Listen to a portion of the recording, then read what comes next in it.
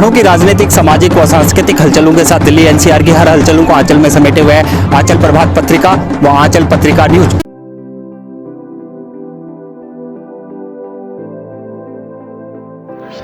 पूरा देश आज कोरोना महामारी से जूझ रहा है। कोरोना योद्धा लगातार अपना फर्ज निभा रहे हैं। मीडिया कर्मी भी पल पल की खबरों को जन जन तक पहुंचा रहे हैं। इसी कड़ी में दक्षिणी दिल्ली के सभी पत्रकार भी एकजुट हुए और उन्होंने प्रशासन और दिल्ली सरकार व केंद्र सरकार की योजनाओं को लोगों तक पहुंचाने का बीड़ा उठाया। साथ ही उन्हें जागरूकता संदेश देकर लॉकडाउन के पालन के साथ साथ कोरोना से बचाव के उपाय भी बताए। देखिए हमारी ये रिपोर्ट। हम Girish Kumar, radio anchor, crime attach news, radio FM 90.4 से।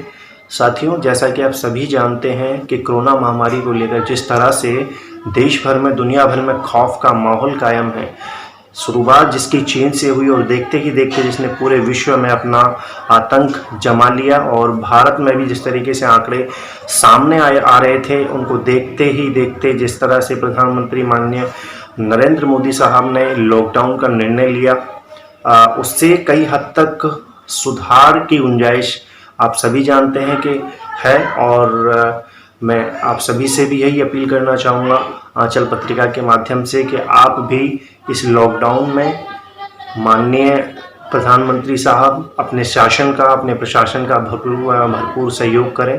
जो भी हिदायतें आपको दी जा रही हैं, चाहे वो माननीय प्रधानमंत्री साहब के माध्यम से हों, चाहे वो आपके प्रशासन की तरफ से हों, उन सभी हिदायतों को आपको पालन करना चाहिए, हमें पालन करना चाहिए। और सोशल डिस्टेंसिंग का जिक्र आ रहा है तो वो भी हमें मेंटेन करनी चाहिए। और जिस तरह से बार बार माननीय प्रधानमंत्री साहब कहते हैं कि लॉकडाउन के दौरान, भारत बंद के दौरान आप अपने घर में ही रहें, घर से बाहर ना जाएं, क्योंकि देखा ये जा रहा है कि सोशल डिस्टेंसिंग इस बीमारी में बहुत ही ज़रूरी है। और ज़्यादातर मामले जो सोशल डिस्टेंसिंग की वजह से सामने आए हैं वो भारत समेत कई और देशों में शामिल हैं। इसलिए सोशल डिस्टेंसिंग को एक अहम हथियार इस बीमारी को लेकर बताया गया है। तो मैं एक बार पुनः आंचल पत्रिका के माध्यम से सभी दर्शकों को, जो भी हमें देख और सुन रहे हैं, उन सभी से यही निवेदन करना चाहूँगा कि माननीय प्रधानमंत्री साहब की कही हुई एक एक चीज़ को आप दरकिनार ना करें, उनका सम्मान करें, उनका पालन करें, अपने शासन का सहयोग करें, प्रशासन का सहयोग करें। लॉकडाउन के दौरान कुछ वीडियो हमारे सामने ऐसी भी आई थी, जो कुछ व्यक्ति थे जो कि पुलिस प्रशासन के साथ में, डॉक्टरों के साथ में, सफाई कर्मचारियों के साथ में, या ऐसे ही जो लोग अपनी इनिशियल सर्विसेज प्रदान कर रहे हैं इस महामारी के दौरान, उन सभी की सेवाओं का उल्लंघन करते पाए गए थे। तो उन सभी को मैं ये कहना चाहूँगा कि जो सारे लोग आपकी सेवाओं के लिए इस आपदा में भी लगे हुए हैं, इनको आप अगर इस तरीके से लेंगे तो कहीं ना कहीं इनके मनोबल पर भी बहुत बड़ी ठेस पहुंचेगी। और जिस देश में आप रह रहे हैं, उस देश का नागरिक होने के नाते आपका ये कतई फ़र्ज नहीं बनता कि आप ऐसे वक्त में उन सभी लोगों का उपहास उड़ाएं जो आपकी सेवाओं के लिए अपनी जान हथेली पर लेकर अपने परिवार को छोड़कर रोडों पर खड़े हैं, हॉस्पिटलों में खड़े हैं, हॉस्पिटलों में अपनी सेवाएं प्रदान कर रहे हैं, या रोड नाली से संबंधित सफाई कर्मचारी जो हमारे हैं, जो सफाई से रिलेटेड काम कर रहे हैं।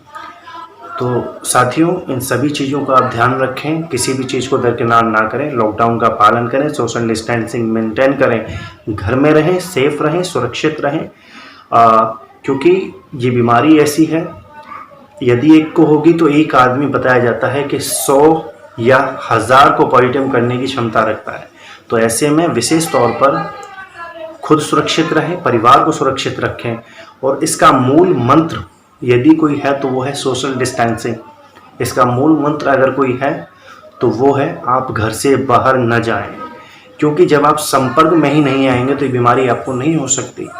इसी तरह इससे बचा जा सकता है, इसी तरीके से आप इससे सुरक्षित रह सकते हैं। नमस्कार, जय हिंद, जय भारत।